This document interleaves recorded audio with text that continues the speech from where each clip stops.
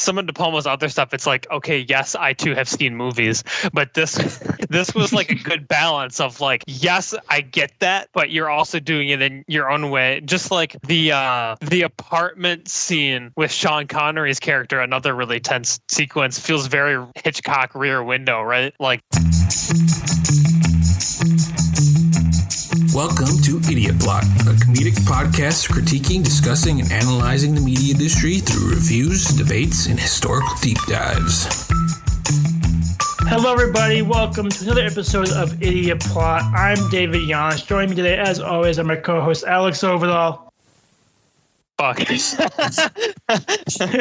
Justin Neitzel. I think I'll have a drink now. Okay, we're off to a great start today, guys. On today's episode, as you might have heard from Justin's quote, we're back to movie picks. And Yay. Justin has the first pick this go around. Justin, what did you have us watch this week? The Brian DePalma, The Untouchables. Yep, so we're talking about all things Untouchables. I had a great time with it. I can't wait to see what you guys thought about it too. But before that, we have some big-ish news in the Oscars race this week, guys. I'm sure you guys have heard of it. The Oscar news, not the other one.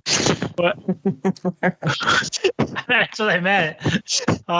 We have some Oscar news coming up. The Oscars have announced that 8 categories are going to be cut from this year's live telecast on ABC. Those categories are film editing, sound, makeup/hairstyling, original score, production design, documentary short, animated short, and live action short. They will be aired they will be put an hour before the big show, and then they will edit it into the live telecast. So they'll be in the telecast but won't be live. That is, and I quote, actually I'll just quote the Academy President David Rubin himself in his letter to the Academy members, in order to provide more time and opportunity for audience entertainment and engagement through comedy, musical numbers, film clip packages, and movie tributes. A change in the show's production will take place. He went on to add, we realize these kinds of changes can prompt concern about equity, and we ask you to understand our goal has been to find a balance in which nominees, winners, members, and viewing audiences all have a rewarding show experience. Unless they're in one of these categories. Yeah, unless they're in the categories. In that case, the highlight of your career, the pinnacle of film achievement that probably took you decades to get to, doesn't effing matter. This is also known televised. as the Oscar. This is also known as the Oscars with random intercuttings of Dune. This isn't even the first time. I think they've tried to do this a couple times now. Yeah, I don't think they've ever done it, actually. Well, it's 'cause every time they even think about doing it, everyone goes, no, that's dumb. It's an award show. Why are you creating awards? Nobody cares about Glenn Close twerking. Like, and it was, and there was outrage when it was like, when they're considering the small categories, like, the short ones, like best short, best animated short, like those categories. They've gone for like the biggest technical categories outside of cinematography. They've fucking cut sound, original score, production design, makeup design. Like those are big categories that people care about, and those are really important. Yeah, and they're going to cut original score in favor of big flashy musical numbers of the fucking songs and original score. They're cutting original score to show you the full song, and they think you care more about that, and that's what you want to see, but you don't want to see which song actually wins. I'm not shocked they're trying to do this. The Oscars, viewership wise, have been going down for years now. Nobody cares, and they're trying to find ways to make people care again. This is not it. I'm no expert producer in live television production. I can tell you straight up, this is not going to fix anything. People don't want more sketches. If you just had a 2-hour block that was all the awards with an opening monologue, some musical numbers from the movies, and an in memoriam segment, and then done, I mean, the ratings might not be high as they used to be, because I think that ship has kind of sailed, but they'll be better than the dirt bottom that they've been at. Yeah, because, I mean, at this point, it's like they're trying to draw in people who don't care about the Oscars, but that's not going to make them want to watch the Oscars. You're just offending the people who want to see the awards, because you're cutting awards and you're putting all this other shit in. It's like if the NFL felt the need to bolster its ratings by having like 5 concerts during the game.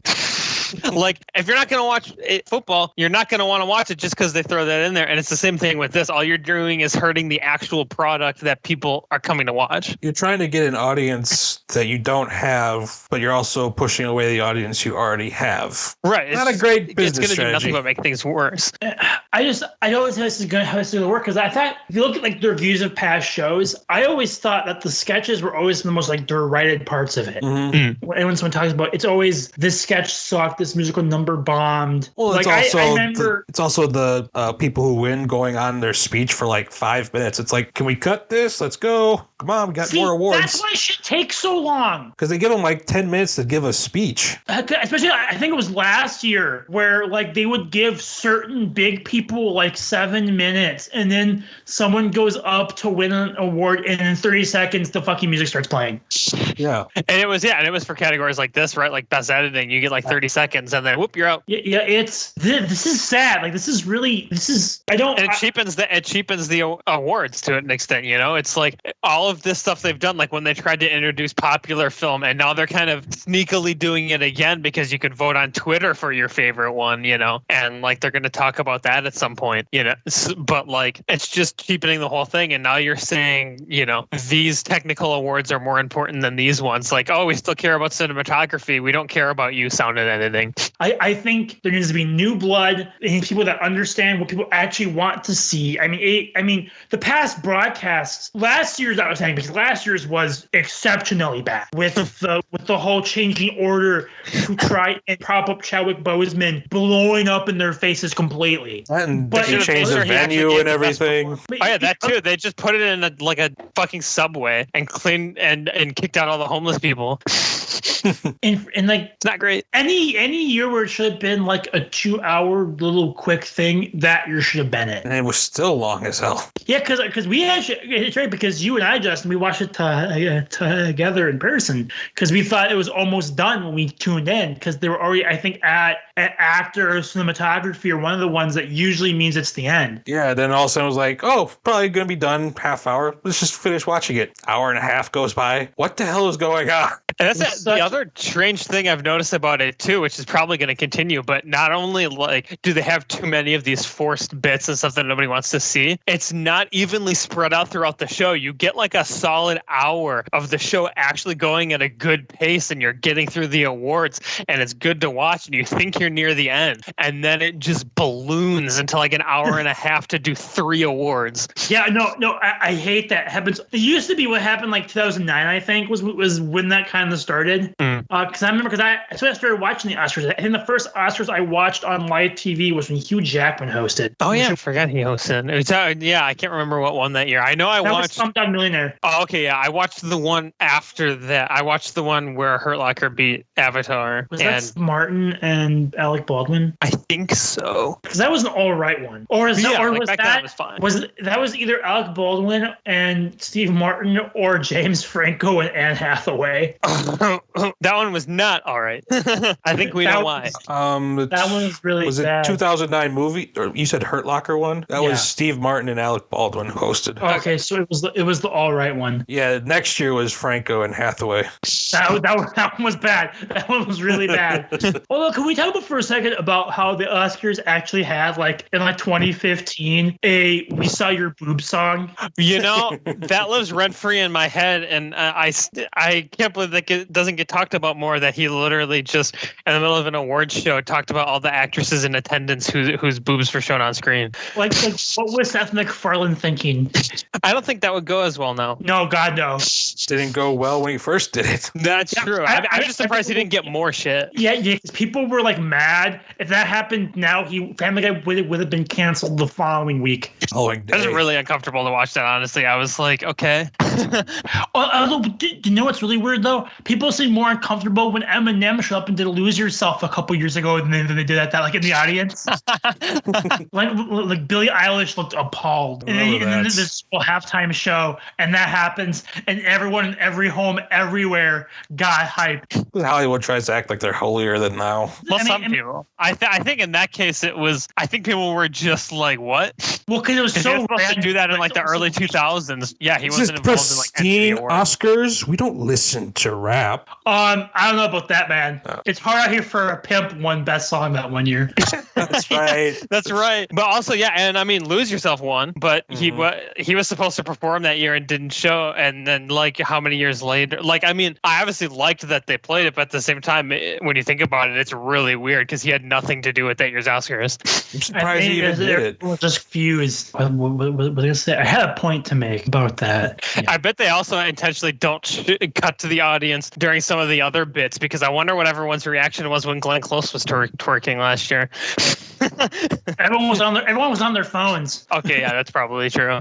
Everyone's on their phones. Everyone's on Reddit.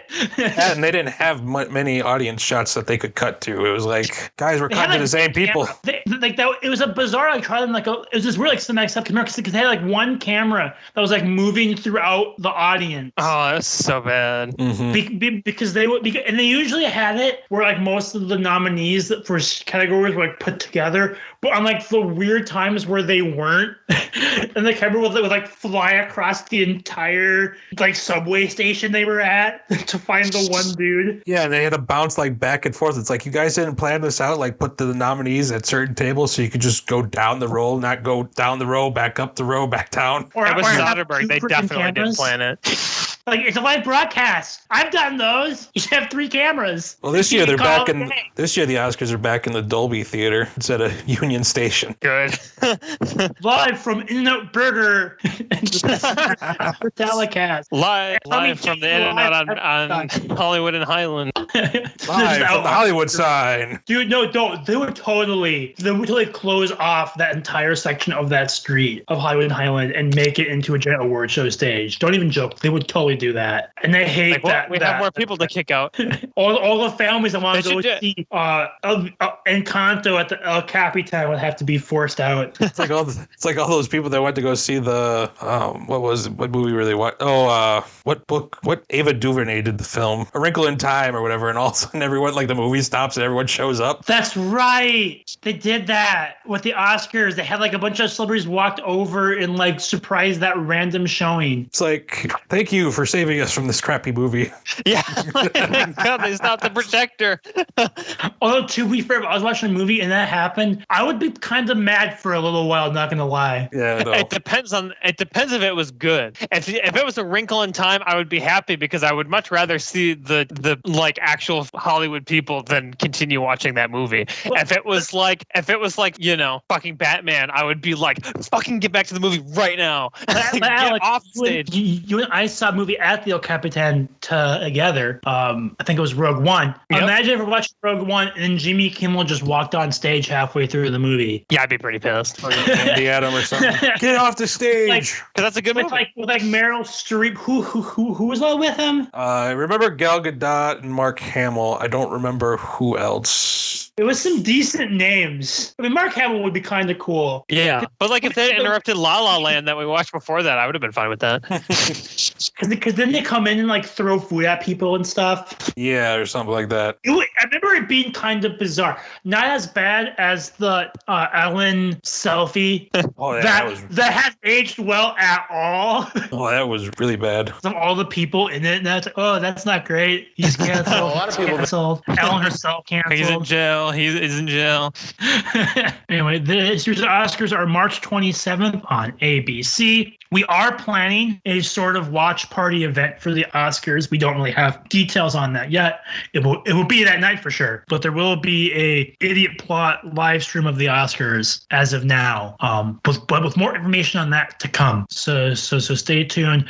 I'm sure there'll be lots of betting. Oh, guys, we need to do a bet for this on the actual ratings of the Oscars. Over under. It was last year's. Bad. Really bad. 9-something million, right? It was more than that, I thought. I thought it was like 14. Oh yeah, that might be the I just looked up like the initial one, but I could be wrong as well. That could have been the rating in a certain category too. Anyway, 4 million people. That's tons of punishments. I'm sure there'll be lots of salt. And that's just an attempt to make the Oscars entertaining and watchable for everyone. Because I don't think we're the best entertainers in the world. Us screaming about random stuff is probably still going to be 10 times more entertaining than whatever weird dance move they're going to make Glenn Close do on live TV. I mean, you can watch us talk about stupid shit, or you can watch them make Judi Dench twerk. It's really up to you. Judi Dench flosses on live TV this year. You know, they're going to do that now, right? Well, yeah, she has her and all the other like they're going to go up there and do Fortnite dances. Her, Meryl Streep, Helen Mirren. Anthony Hopkins would, but I doubt he's ever going. Now he's ever going to. I'll just zoom in when he wins another one. Anyway, we'll be right here Oscar night, probably on YouTube. So stay tuned for that. But guys, I want to move on to our main topic today, which is Brian De Palma's 1987 film, The Untouchables. Justin, you picked it. Why don't you take us away? Why'd you pick it? What's the movie about? All that fun stuff. Well, first I picked this movie because it was something you two hadn't seen. So kind of what our picks thing was, so we could get the other two to watch something that we have seen that we enjoyed. And this movie is basically set during the era of Prohibition in the United States. I don't see how that would ever happen again. Hopefully not. And we get to follow Kevin Costner's agent trying to stop Al Capone in Chicago with all his corruption and selling booze and everything. And he puts together a small team, him, two other guys, and Sean Connery. Yes. That's the Chicago way. Go home at the end of the night. I thought it was a real fun movie. I thought some of the performances were really fun and great. I really hate it when Kevin Costner is good in the movie. I'm just going to say it now. Yes!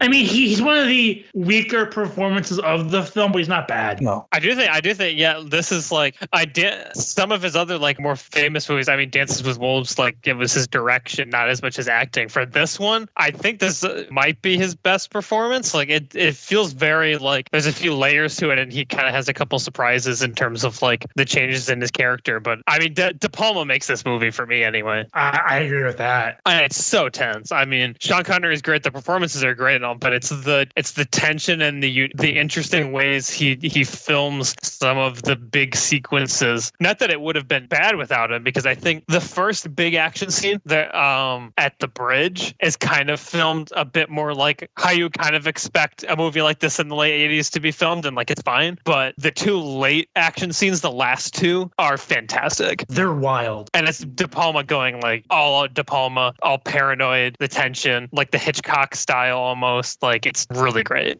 Taking full shots from other movies, like the carriage falling down the stairs.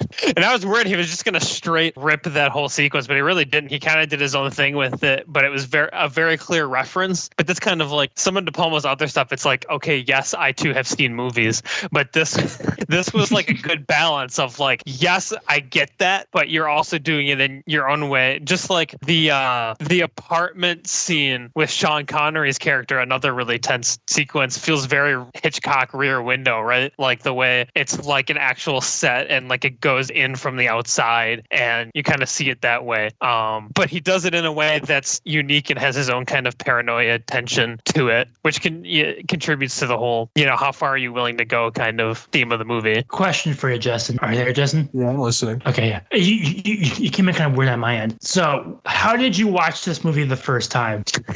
I watched, I think it was on Netflix when I caught it. Okay, because I've seen parts of this movie on like cable TV that my parents watch intermittently for like years. No, it's not. I didn't see this one on cable. I was browsing through Netflix one day and I came across this movie and I've heard good things about it. And I was like, well, I'm curious. It's got Sean Connery and Kevin Costner. And I was like, I'll watch it. And of course, De Niro as Capone, which he's not in it very much, but I didn't know that at the time. Good. But then I saw the one scene where he's like, I want his family dead. I want him dead. And I was like, oh, I remember seeing this. There are so many quotes in this movie. Like they send one of yours to the hospital, they send one of theirs to the morgue. Like everyone knows that quote. You don't bring a knife to a gunfight. One of my favorites is like bigger gun. One of my favorite ones is like, what do you do? He's like, I'm a tax agent or whatever. He's like, all right, good day. He's like, that's it? He's like, I told you that. Yeah, well, who would lie about being that? Yeah, I think there's so many great dialogue exchanges. Like the script is really strong. Like the one I keep thinking about is the first one Sean Connery is in. Like that's just such a perfect like nonchalant character intro, and just like his back and forth on the bridge alone, like you can tell he's like a good solid cop and is like what they need, because he's just very matter of fact and very like old school. But Chicago is such a dark place that you have this good cop that Connery plays who just kind of is cynical. It doesn't want to do anything because, he wants to survive. And teams up with Elliot Ness and they just start wrecking shit. Yeah, because he's like, oh, this guy actually does want to like get this done and change things, because people will say that and then they'll get bribed and then that's that. But he realizes like, okay, he actually wants to take down Capone. All right, this is what it takes. And yeah, all of the open secrets that that starts exposing, like, oh, you actually want to? Okay, well, just so you know, they just bring this shit into like the post office. Well, yeah, that's the fun part with like Sean Connery's character. He's like, you want to do this? They're like, what are we doing here? It's like liquor raid. It's like at the post office. It's like, dude, I know where everything is. Don't question it. Just follow me. They just walk in. 4 guys walk in the post office with shotguns. Nobody reacts. To be fair, it was like 1920 something. I think that was pretty common back then. Well, it's an interesting setup, seeing like how they build the team. Right, they go to the police academy to get cops that aren't taken by Capone yet. They have the one tax dude. They give him a gun, and he's all of a sudden now he's shooting people on the bridge and drinking the liquor afterwards. What's the line Sean Connery says? I'm trying to remember, like, because this is another good one. Before they go to the academy, and he's like, where you have to like find them. You know what I mean? Oh, I know he has a lot of good lines at the academy. He's like, I don't want the yearbook answers, boy. Sean Connery in this movie is just so good. I mean, he won the Oscar, right? Yeah. Yep. This is what he won for. Which, I mean, he does like the classic Sean Connery thing, but it's kind of like, okay, yeah, about time he got one. Well, and he's paired with Kevin Costner, and the two of them have amazing chemistry on screen. Yeah, they really play off so well. Andy Garcia's great. I think Charles Martin Smith, who plays the fourth member of the group, the little guy, he's awesome. Yeah, I really liked him, especially on the bridge fight or whatever. He just like gets into the zone. The doom music kicks in, and he's just going. Which, yeah, speaking of the music, I mean, the score by Ennio Morricone is like, I mean, exactly what you would expect, which is amazing. I knew this movie would be good watching the opening credits. That bass, when that bass kicks in, and also, I mean, that and the score during the train station scene just keeps you on edge. It's so intense, and it's some of his best work. But he's so good that no one talks about it because he's got so much other classic stuff that nobody even talks about his score for this movie, which he was also nominated for. I feel like the main theme had been a little too much at times. Yeah, like, the upbeat one, I would agree. Yeah, like sometimes it's like, why is this so loud? Why is this so upbeat? They're just walking down the street. Because that was the one, like, during the bridge scene. Like, I wish it was a more tense score instead of that, because I know nothing bad's going to happen when the score is that happy. Yeah. Versus, when the movie kind of hits that extra gear in the back half where the score is always tense, and it feels like something bad can always happen, and it does, which I think was one of the most, not that I wasn't really enjoying it, but that's one of the things that I started to, that really kicked the movie to the next level, is that suddenly anything can happen, any of the characters can die, and everything is really tense. I was just enjoying it until the elevator scene where Charles Martin Smith's character, spoiler alert on an almost 40-year-old movie, gets shot along with one of Capone's guys in the elevator by Nitty. That was so shocking, like so out of thin air. And then they go to the elevator and the blood has touchable written on it. Like, damn, that's so good. From that point on, for me, I was in. Yeah, I mean, that's what took this from like a movie I was really enjoying. It was a good movie to like a great, fantastic movie. From that point on, I was just on the edge of my seat the whole time, not knowing what was going to happen. I think that's the one fault of this movie. It kind of takes a while for you to actually get into it. It's like right when that scene happens, you're like, okay, now I'm intrigued. What's going to happen next? Well, because it seems for a while there that like it's cheesy, but not always like good cheesy. Like you think, oh, they're just going to be the good guys and they win every battle. Yeah, I've seen this one. But then they start to lose. It's like, oh shit, okay, this is not what I expected it to be. Mm-hmm. There's actually stuff at stake here. Okay, now I'm in. I mean, you get a little bit of that kind of slowly at the beginning of it, because when Costner first gets introduced to the troops and everything, he's like, I know you all drink, but I need you to stop now. I won't hold it against you back then. And then just little things, and then Connery shooting the guy at the cabin to... I did really like that. Get the other guy to talk. It's like he kind of shows that he's willing to go there, but you're like, but you're still playing a little like everything's gonna work out okay, and then when that twist happens where also it can get dark, it's like, oh, okay, now you have my attention. Yeah, because I was like, I mean, if anybody's gonna die, it's gonna be Sean Connery, and no one else will die, and certainly the accountant is gonna live. Oh, okay, he's the first one who dies, and he dies in an elevator, in a very unexpected way, and it just kind of completely shakes things up. Or with Connery's death, you think he's gonna make it because he gets that's some amazing camera work, right? The camera follows his would-be stabber into the apartment, gets his attention, and like, okay, yep, Connery got dropped by him because Connery's a badass, but then he walks right into a trap and just gets blown away. Yeah, I was like, oh, he's gonna stab him. Oh, nope, Connery was ready for him. Okay, he's fine. Nope, he's dead. Call an ambulance, but not for me. For me. Hey, maybe it was for me. I mean, this was a solid pick, Justin. I really enjoyed it, and I didn't think it was going to be quite honest with you. I kind of knew I was. This is one I've actually been waiting for an excuse to watch for a while. So literally, you picked it, and I watched it the same night. I was like, oh, finally, my excuse to watch this movie. I forgot I wanted to watch this movie, and I was just in. But I did actually still end up enjoying it more than I anticipated. Why do you need excuses? Why not just watch it? Well, because sometimes you're like, oh, do I want to watch this one, and then like there's the Oscar ones trying to catch up on. There's like reasons to watch other ones. Well, it didn't help that this one wasn't on anything for a long time. That too. Well, like I said, HBO Max now has it. Like I said, when we were discussing our picks, I was like, when we first started doing it, this was one of the top ones on my list that I was going to pick, and it was just like, it wasn't on anything. And then when we were going through a list again, I was like, oh, maybe it is on something. Oh, cool. It's on HBO Max. Picking that. Well, it's a good pick because honestly, I miss this style of movie a lot. I agree. Yes. There's something about it with just the way that DePalma directs and shoots and edits it that just is just fun and inviting. Like from the moment that Orbital sequence starts and the score starts to pick up, like I just felt invited into this movie. Like I knew I was gonna have a fun time. Good or bad, I was gonna enjoy myself. I always loved the kind of gangster movies from in the era of the night during Al Capone and everything is so much fun. The suits are cool. Everything kind of works. And it's got, I mean, from that era, it's kind of got like a few elements, like, it's obviously the neo-noir, right? And it feels very noir at times. It's also got, De Palma's like new wave horror kind of, like, it's not a horror, but it's got that Hitchcockian tension, like, and like those same techniques used in like a noir kind of movie. And it just sucks you into that, it's all very practically made. It's all like, it has that a really captivating atmosphere to it. Well, because it has that sense of paranoia that Hitchcock was really good at and that Palma's good at too. Like with Elliot Ness kind of like, he doesn't know who's dirty. He doesn't know who's an agent for Capone. Like anyone could turn him at any moment. You see that particularly in the big final action sequence.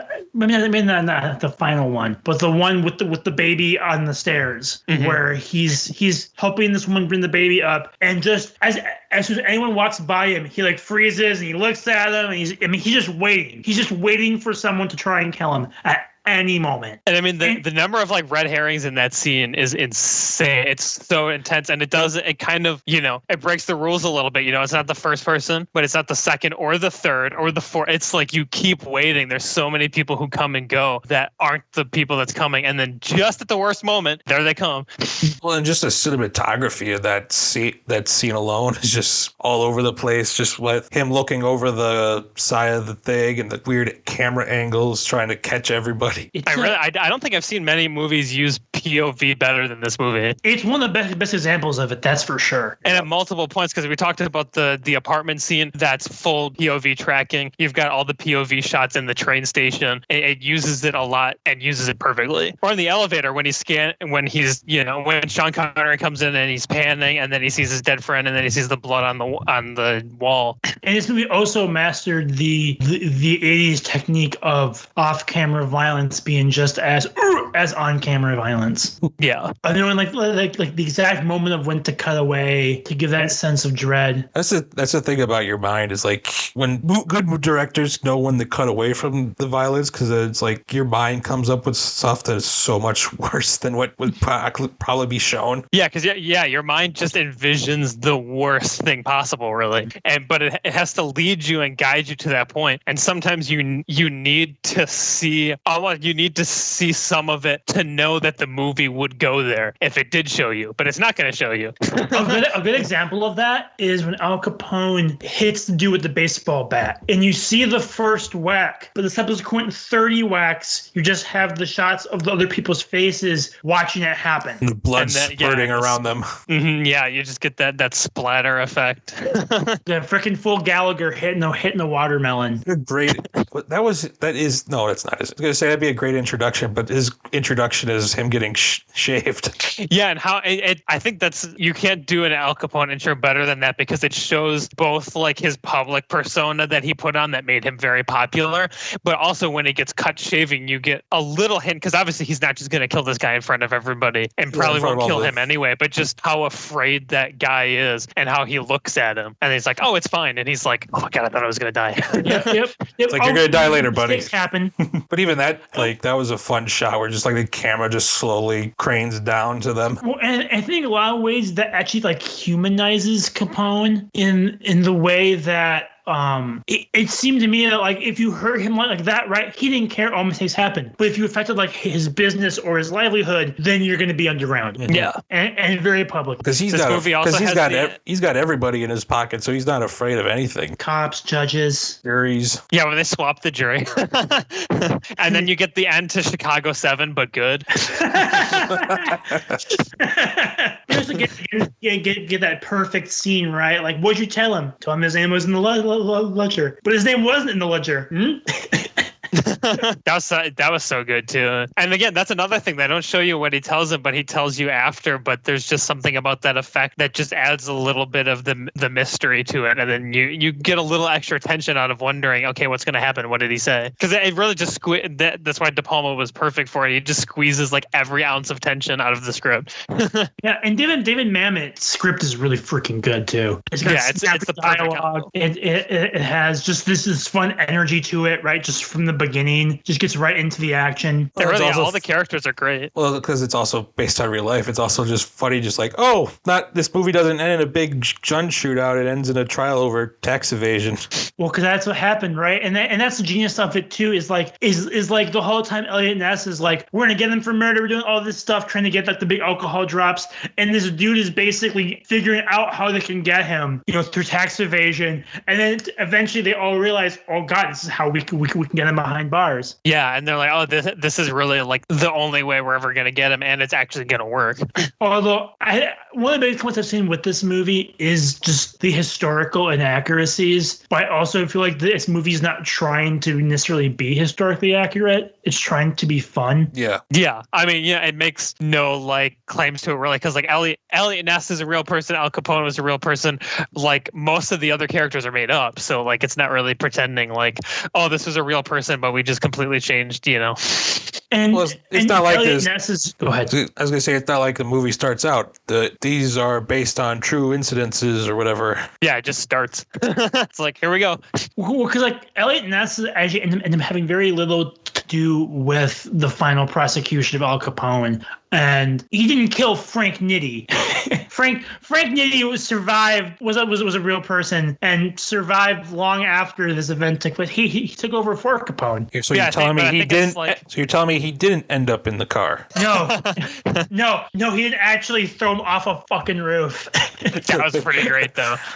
I did not expect that. But yeah, it's, to a lesser extent, because this movie kind of goes into like that myth making as the theme. But it's like we talked about with Amadeus, where it's it's like, yeah, it's not really pretending to be accurate. It's, you know, it's trying to tell the story. These cops are legit murdering people. Sean Connery freaking would go to jail. Like he straight up murdered that guy. Even the Canadian guy is like, I do not approve your methods. That guy was already dead though, wasn't he? I don't think so. Oh, because I thought that's the point. That was the point of that scene, is that like, because that's the guy Costner shot.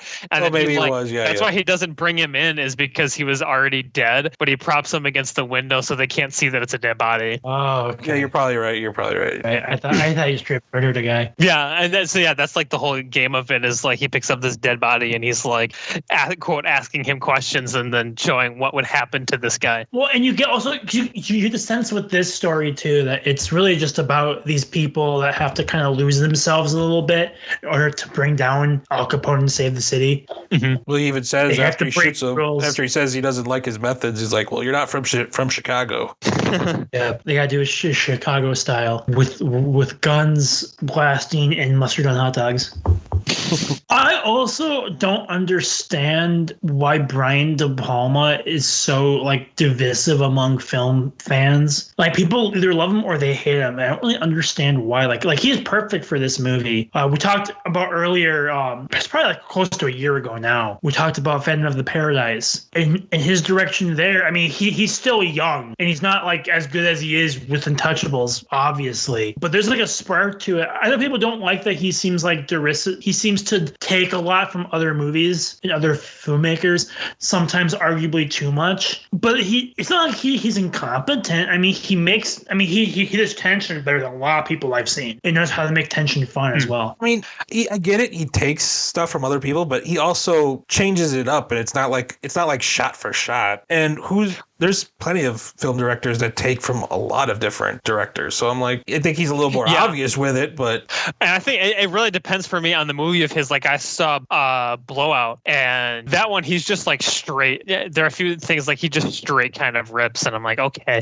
But I mean, I'm not like one of the big De Palma stands or something, but I also think he's a really good director and has made some great stuff. I mean, Scarface is one of my favorite movies ever, period. Like that's perfect direction. This has fantastic direction. Like I think he might be so divisive just because sometimes when he misses it's really rough, but then when he hits it's really great, and some people will see, you know, some of his weaker stuff and go, oh, he sucks, but it's not. He's also made like multiple classics. Well, I was also going to say it's like he takes stuff, but he also makes it fit within his story that he's telling. It's not like it's a shot for a shot's sake. He makes it work within the film, right, and creates kind of his own thing out of it and creates his own kind of classic scene out of it. Like the train scene, you know, it's got the baby carriage reference, but really like that scene is its own thing. And the dude has range too. He's done musicals, horror, action, drama. Like he can do it all basically, and he can do it all, I think, consistently well. He's also done spy movies with Mission Impossible, the first one. I completely forgot that was him. and that's a good really movie. It's not as good as some of the later ones, but it started the franchise off well. It's super nice. He started the franchise off. I mean, he got it going. The fact that there are sequels. And then there's 2. Yeah, 2 almost killed it. Like you almost have to skip 2 when watching those movies because 2 is so bad. I mean, I love Mission Impossible 2 because it's terrible. Like it's comedically bad. I mean, I haven't seen all of it. I've seen I remember catching it on cable one day, and all I remember is doves flying, them riding motorcycles, and like jumping off and kicking each other. And I was like, what am I watching? And yeah, it's like, I mean, and that's one where John Woo is a great director, but very much has his own thing and was a bad fit. Brian De Palma is someone who, he definitely has his style, but he's shown that it's very versatile and he's been able to do a variety of things really well while still keeping to that. He knows how to deliver tension. And Mission Impossible is a really good example of that in the same way of The Untouchables. Especially the opening is very De Palma, like how all the team members dying, and it's very like unsettling. Mm-hmm. Like the way that things fall apart just as you think that they're working working together, and it falls apart very quickly, and you're very like, oh my god, what's happening, kind of thing. Like that's very DePalma.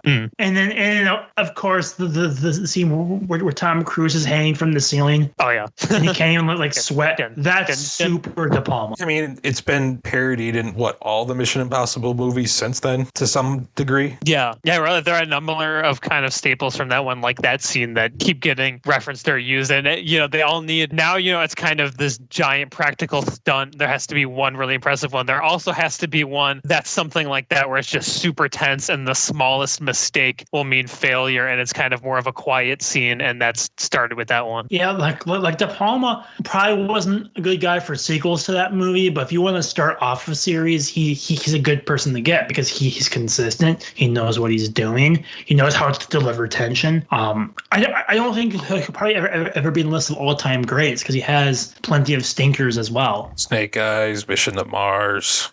But which sucks. I mean, are we going to start? Alex, don't you dare say Phantom Paradise is a stinker, or I will reach through that computer monitor. I was waiting for that. I'm not going to call it no, I wouldn't call it a stinker. I'm not going to call it good, but I'm not going to call it like a... Screw you. Well, I was going to say, it's like, what director doesn't have his stinkers once in a while? It's like, it's going to happen. You're not going to bat 1,000. Especially, for someone as kind of bold and risky as him. Because, for every bad one, you're going to get a Scarface, right? Yeah, you're going to get Carrie, when you make these big risks like that. Some of them aren't going to work, and some of them are going to be, huge. And even Spielberg has his stinkers, so I mean... Well, Spielberg is different. He has stinkers when he doesn't take risks. That's true. That's what I noticed with him. It's when he tries to do stuff like BFG and all that weird stuff that he just that's what doesn't work. Well, it seems like he's almost phoning it in a sense. I mean, he's been doing that a while, so it's been a long time since Palma's been in a movie. It looks like his last movie was 2012, maybe. He apparently directed a really bad crime movie in 2019. Yeah, I see that out Domino. It's more like, when's the last time he made a good movie? It was fucking Mission Impossible. It's a little depressing. That's weird that's what he's making now, or like low budget. Yeah, because he had a few kind of high profile failures like Black Dahlia that you would think would be good. A Black Dahlia movie directed by DePalma, and it's not good, but that's shocking, actually. He's got a murder mystery movie in pre-production right now, according to IMDb. Hopefully, I mean, it would be nice for him to return to form. I mean, he, especially like the 80s, where he just made a bunch of hit movies. That's the thing about the film industry, right? You can have hit after hit after hit, but you just get a couple flops in a row, and your career just dries up. Unless you have dirt on someone like Zack Snyder or something, and then you get chance after chance after chance. Unless your fans will literally bully anyone that tries to make the movies after you do. Yeah. And cyberbullies the entire studio into finishing your movie, which had no right being made. Careful, they'll come after you now. Yep. I'll bring Snyder it on. Keepers are coming. I ain't afraid of you. Maybe I should be, but I really don't care. Zack Snyder's Justice League sucked. I'm going to say it. I will say he's a nice guy. I do like Snyder as a person, but I mean, dude, I wonder what the Palma superhero movie would actually look like. I'm actually kind of curious, to be honest with you. It'd be wild. You know who he'd probably be really good for? Like a Daredevil movie. I think so, yeah. Anything that's like... You have to have that crime. You have to have that grounded crime element. Like, not like Batman. I don't think he'd do good. He's too violent for Batman. Batman would Punisher, cut Poison Ivy in half. Yeah, but DePalma doing Daredevil, Punisher, Luke Cage, or even something like Moon Knight or The Spectre. Hell, even like a John Constantine movie, probably. Or like, I mean, I feel like this movie gets, I mean, this like character gets like too much edgy internet hype, but I mean, like DePalma doing something like Spawn could work really well. That could be good. He could do good grounded Spawn. Spawn is weird.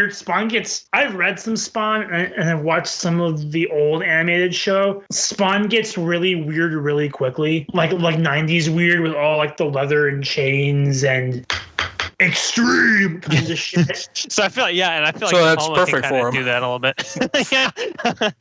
I wonder. Well, I mean, now we're at the point now where Todd McFarlane will anybody else do a Spawn movie, which is kind of insane to me. And I think it's partially why that movie hasn't actually like gone forward yet, even though it has a studio.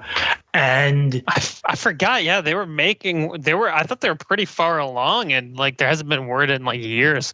they seem to be. They had Jamie Foxx cast as Spawn. Jeremy Renner was cast as Twitch, I believe, but then nothing came of it. Well, which is kind of strange to think, but like it's been at the same spot that it has been for like 2 or 3 years now. I remember seeing the 1907 Spawn movie, and I was just like, I don't know what's going on, but I am very intrigued. Yeah, well, the last update we got was from August 2021, where the screenwriter of Broken City, Brian Tucker, was brought in to rewrite Todd McFarlane's screenplay. So, well, I mean, Todd McFarlane's an interesting guy. Like, good creative mind. Image was a revolution in comics. I mean, dude created Venom. He's an amazing artist, but he's kind of an odd duck in a lot of ways. And it's not surprising to me that his approach to a Spawn movie is taking a long time, because his whole approach seems to be, I get full creative control whatsoever. You get no say. You just pay me. I make the movie. Everyone's happy. You and get not nothing. Really how it works. Like you can't just say I'm in charge and like people give me money. Like if you're not, unless you're paying for it yourself, what gives you that sort of leverage? Oh, Todd McFarlane.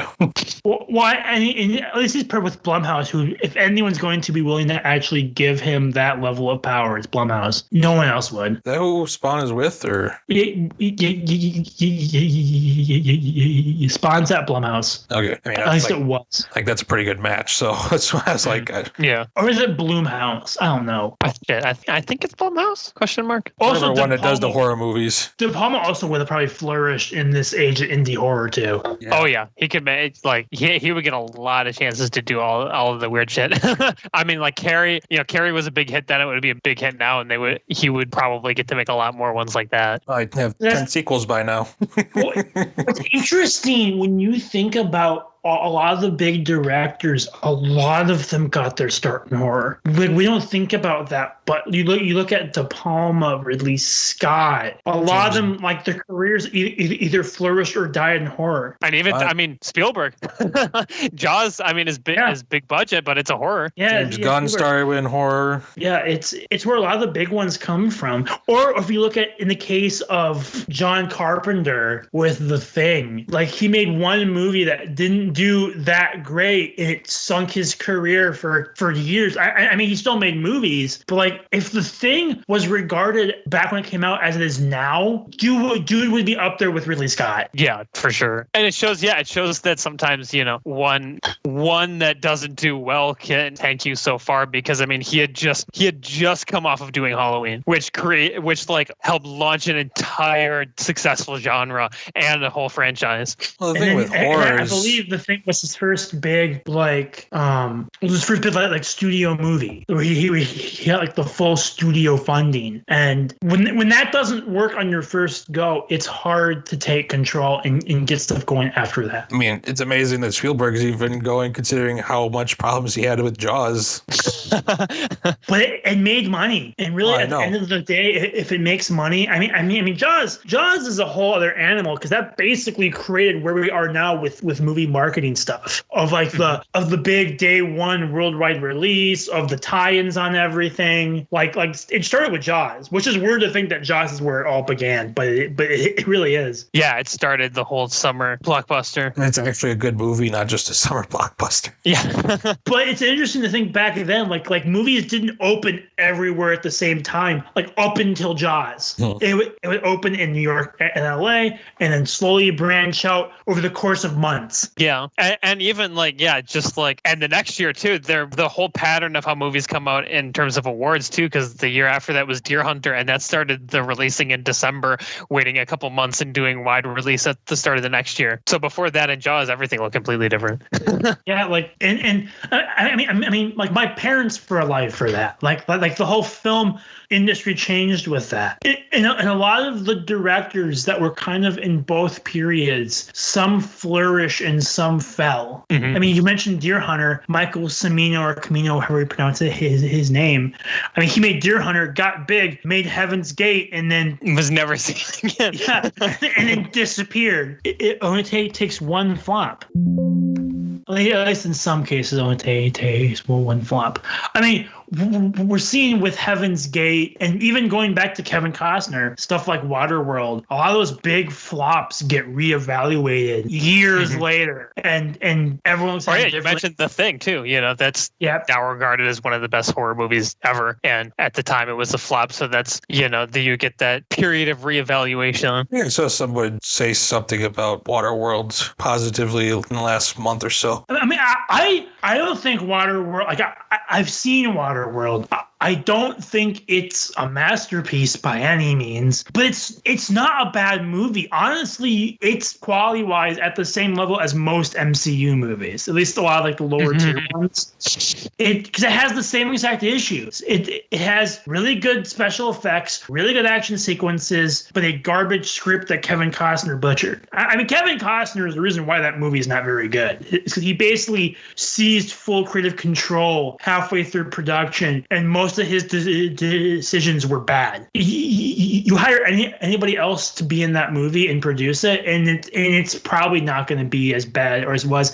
And I think, and Alex, you are a big fan of Heaven's Gate. I think you'd agree with me too. Like Waterworld and Heaven's Gate had the same issues where the press almost seemed to want both movies to fail and basically went out of their way to kill them.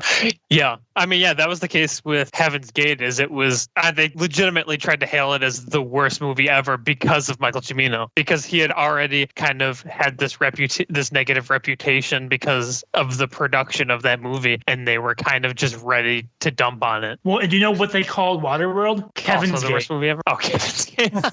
yeah. They named it Kevin's Gate and Fish Tar. And it has that reputation, even because I've talked to my parents about that movie, who both like Kevin Costner and other things, and like Dances with Wolves and other Costner stuff. But they think it's one of the worst movies ever, and I don't even know if they've seen it. But it had that reputation right away, right? It's just like when that's in the press right away, this is one of the biggest disasters ever. Boom! It's just known as that. Yeah, because people hated Waterworld just because it's going to cost a lot of money. That was the only reason really why it's going to cost a lot of money, and they wanted it to fail.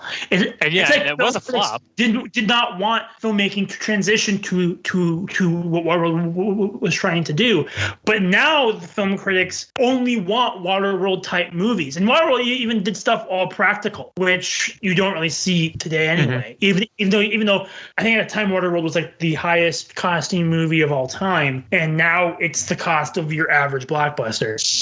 Funny. I'd probably say, and I could be wrong, but it's like it also seems like we kind of gotten that recently with critics wanting a movie to fail with Tenet. I feel like at times. I mean, yeah, kind of. Yeah, because some people didn't and still went like, yeah, this is a pretty good movie, and there were some legit complaints, but there were a lot of negative reviews that were solely for that purpose. It didn't work at like the same level, but I think, there are still sometimes examples of that, right? Like I feel like the Punisher TV show was one that there were a number of critics who just kind of wanted it to fail. I remember that. So that still happened. I feel like because there are so many, I guess this is one positive thing, because we talked about how there are too many critics that artificially pump up scores and you get like 98% because there's like 400 reviews.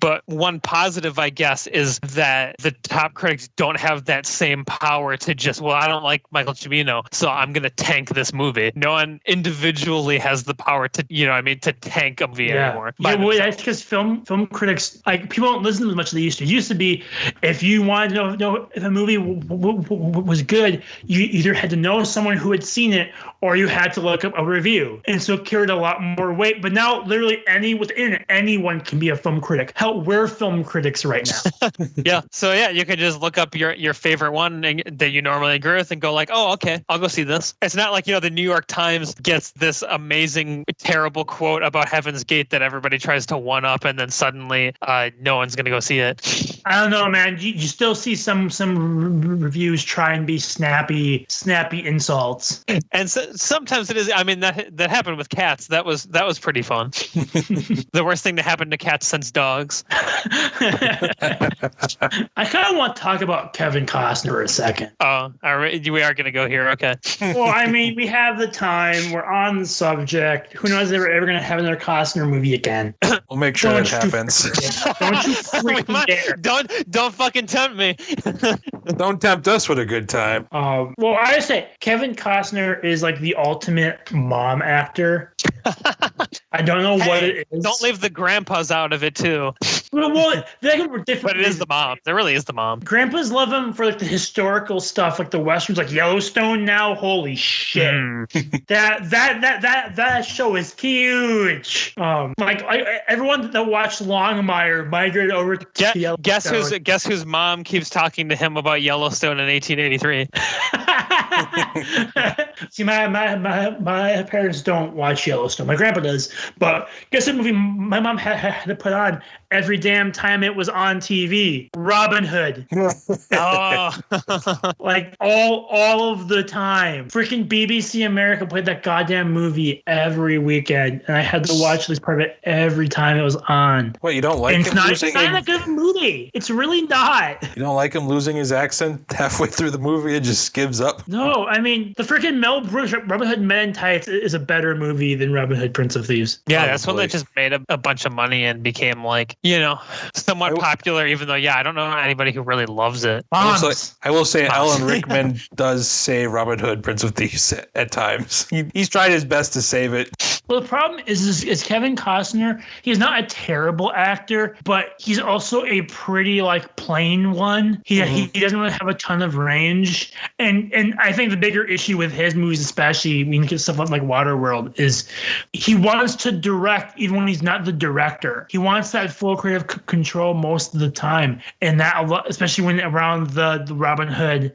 Dances with Wolves, Waterworld era. And that sometimes sank movies. Mm-hmm. Yeah, and that's why, honestly, I do think, and I'm a little surprised that he didn't just direct more, right? Like, why didn't he just direct more movies? But he kind of wanted to get the best of both worlds. But I do think, he's a solid actor. He doesn't, like you said, he doesn't particularly have range. He kind of plays Kevin Costner, but that's not always a bad thing. And he's good at it. JFK, Dances with Wolves, he's pretty good, although that's more his direction kind of carrying that movie. But he's had enough, solid performances. I think he's pretty decent. He's a safe choice for a particular role you want filled. Yeah, if you want the morally solid dad lead, he's got you.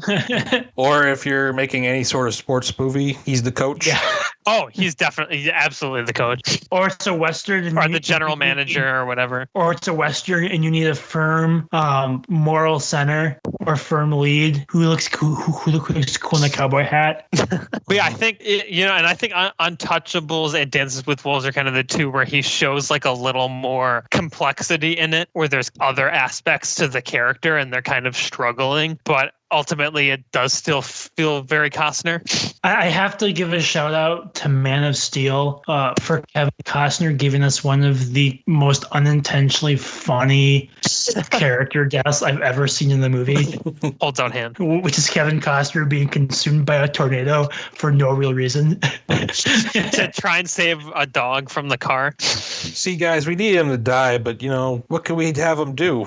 Although I remember when they announced that movie, and I knew right away that Kevin Costner was going to be Jonathan Kent. I'm like, they're gonna go for him.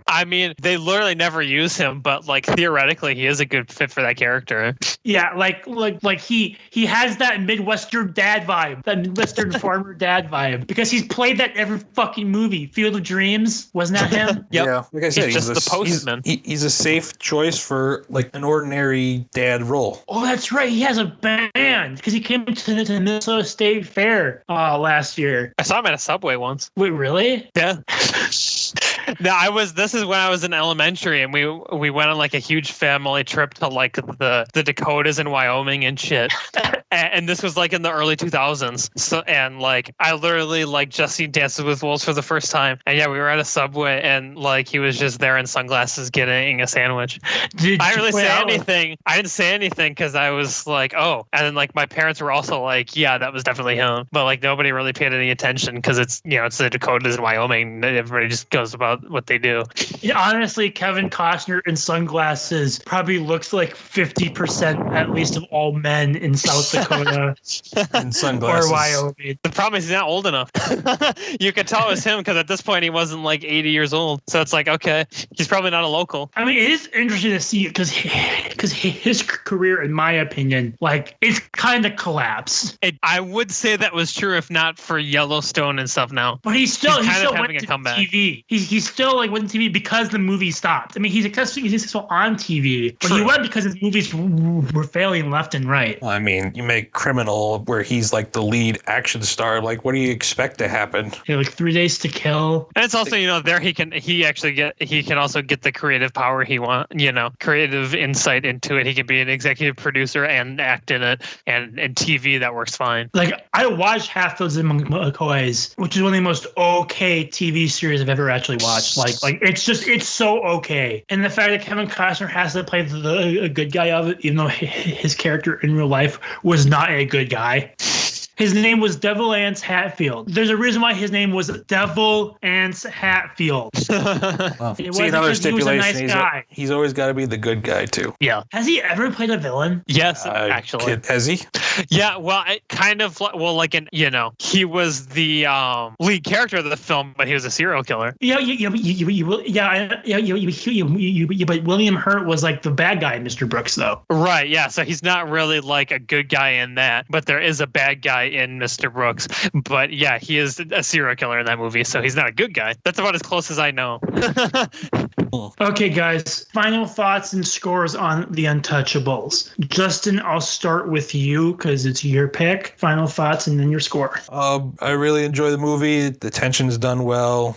The cast is great, and I gave it a 4.5 out of 5. Interesting. Probably a little high for you guys, but I don't know. I enjoyed this movie, and I can see it. Enjoy watching it. Alex, how about you? I had such a good time watching this. I mean, it really was a very solid movie in the first half. Then the second half, it just kicks to a different level with the tension and paranoia. And the cast is fun. The dialogue's great and snappy. All the characters are interesting. No matter how much screen time they get, they all kind of pull you in. And the direction is just fantastic, especially in kind of the big tension set pieces. I have it at 4 out of 5, like a very solid 4. Great movie. Would definitely recommend to anybody. We stand Kevin Costner. I'm at 4 right now. 4 stars out of 5. I like the movie a lot. I think there's some parts that are a little too cheesy, a little too over the top, but not enough where it truly distracts me from them. I still have fun. I still enjoy it all the way. Like you said, Alex, the back half really is at a whole other level. And some good performances, good direction. Like it's a really good movie. I think it also adds like it's a nice rewatchable movie you can throw on in the background too. Oh, I would happily watch this again. Yeah, like it's one of those movies that thrives on cable because you can literally tune in at any moment. Well, it's also nice because like it's under 2 hours, so. Mm-hmm. I do like that too. Give me more concise under 2 hour movies, please. Thank you. Well, it doesn't feel short by any means. No, it feels perfect length. Anyway, that's our thoughts on The Untouchables. Let us know what you think about the movie. What do you think about our thoughts on it on the comments on YouTube or on our social media with our Facebook page. Good pick, Justin. I had fun with that. We'll see what me and Alex come up with for ours. and what's going to happen with that. We'll have to wait till next week to see what happens there. So thank you so much for listening to this episode of Idiot Plot. Don't forget to like and subscribe to us on both YouTube, Spotify, and all other podcast platforms. And get in touch with us on social media too. We want to hear your thoughts on the episode. For Justin and Alex, I'm David Yanich. Thank you so much for listening, and we'll see you guys next time. Thanks for listening to Idiot Plot. You can find us on Spotify, Anchor FM, Google Podcasts, and YouTube. Be sure to subscribe and hit the bell to get a notification every time we drop a new episode. Also, follow us on Facebook and Letterbox. The links are in the description.